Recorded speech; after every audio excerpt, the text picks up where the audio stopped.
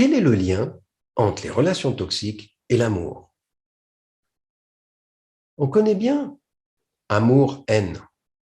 L'amour et la haine, c'est la même énergie, sauf que c'est la même médaille, mais c'est deux côtés de la médaille. Oui, l'amour, je t'aime, j'accepte tout. La haine, c'est de l'énergie. Mais pour haïr quelqu'un, il faut l'aimer. Alors, dans une relation, et je vais prendre l'exemple de la relation de couple, parce que c'est la relation la plus difficile. On choisit et on va vivre une aventure. Et je parlais d'on va vivre des différentes phases.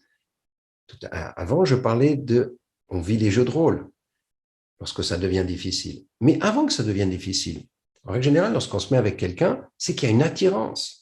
Et on n'est pas attiré par tout le monde. On ne va pas choisir tout le monde. On choisit certaines personnes. Et pourquoi on choisit ces personnes? C'est qu'à quelque part, on entre en vibration avec. Elles nous connectent. Elles nous font, entre guillemets, comprendre. On comprend, on ne sait pas pourquoi, comment, que quelque chose est similaire chez lui et chez moi.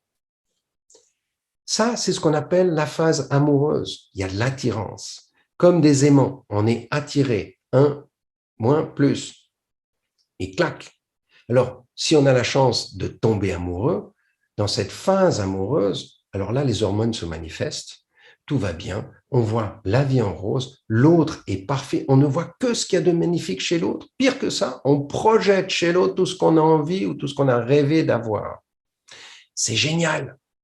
Ça dure, mais pas longtemps.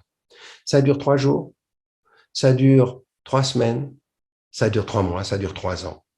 Mais au bout d'un moment, ça s'arrête. Et lorsque ça s'arrête, tout d'un coup, c'est comme si le rêve qu'on avait, la personne qu'on a rêvé, qu'on a vu devant nous, qu'on a projeté devant nous, mais en fait, non, c'est la pire. C'est celle qui constamment me montre tout ce que j'ai pas envie de voir. C'est celle qui s'est appuyée sur les boutons qui me font mal. C'est celle qui sait me montrer justement mes trucs à moi qui sont blessés en moi. Mais je ne les vois pas en moi. Je les vois chez l'autre. Et tout d'un coup, je dis, mais t'es plus la même chose.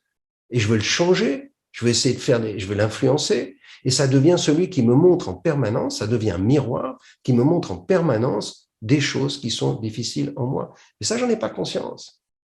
Donc, je le laisse chez l'autre et je dis, c'est toi le problème, c'est toi le problème, c'est toi le problème.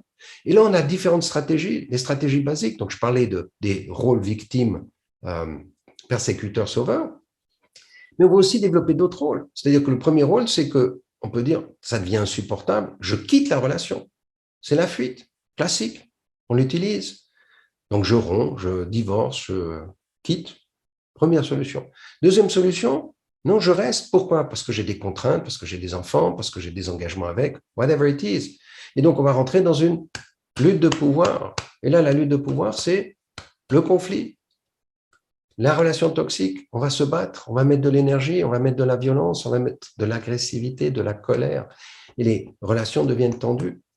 Et puis, si là, c'est un gagne, l'autre perd, c'est ce jeu-là, et constamment. Et au bout d'un moment, ça prend beaucoup d'énergie, tout ça. Et donc, si on reste longtemps là-dedans, on va développer une autre stratégie, qui est celle de dire, c'est foutu, j'y crois plus. Et on, entre guillemets, renonce. Mais quand on renonce, on commence à perdre confiance en nous. On commence à ne plus croire qu'on a de la valeur. Et on accepte plein de trucs, et on souffre en silence. Et là, on va inhiber. Et probablement que cette stratégie, c'est la pire. Et c'est peut-être la stratégie dans laquelle tu as l'impression de te trouver maintenant. Ça, c'est la deuxième phase dans une relation de couple. La première, c'était la phase amoureuse. La deuxième, c'est la phase lutte de pouvoir avec toutes ces stratégies. Mais on voit bien que c'est pas très intéressant. Et la vie nous a pas fait cette épreuve pour rien. Elle est faite pour qu'on apprenne quelque chose. Qu'on apprenne quoi? À devenir amour, vrai amour inconditionnel. Et comment on passe dans cette étape-là? Ben, c'est pour ça que tu es là. Comment je sors de cette situation qui est, entre guillemets, conflictuelle, difficile, cette lutte de pouvoir, pour rentrer dans l'amour vrai. Il va falloir prendre un peu de recul. Il va falloir comprendre, non pas l'autre, c'est le problème, aller comprendre qu'est-ce qui est en moi qui est touché. Aller les rencontrer, ces parties sensibles, ces parties blessées, et aller les aimer et aller manifester ce qu'on a de magnifique en nous. Et quand on est, entre guillemets, en amour avec soi-même, un vrai amour, on peut être amour avec tout le monde. Voilà les 3 phases. Et je vais t'accompagner à arriver dans la dernière phase. On continue.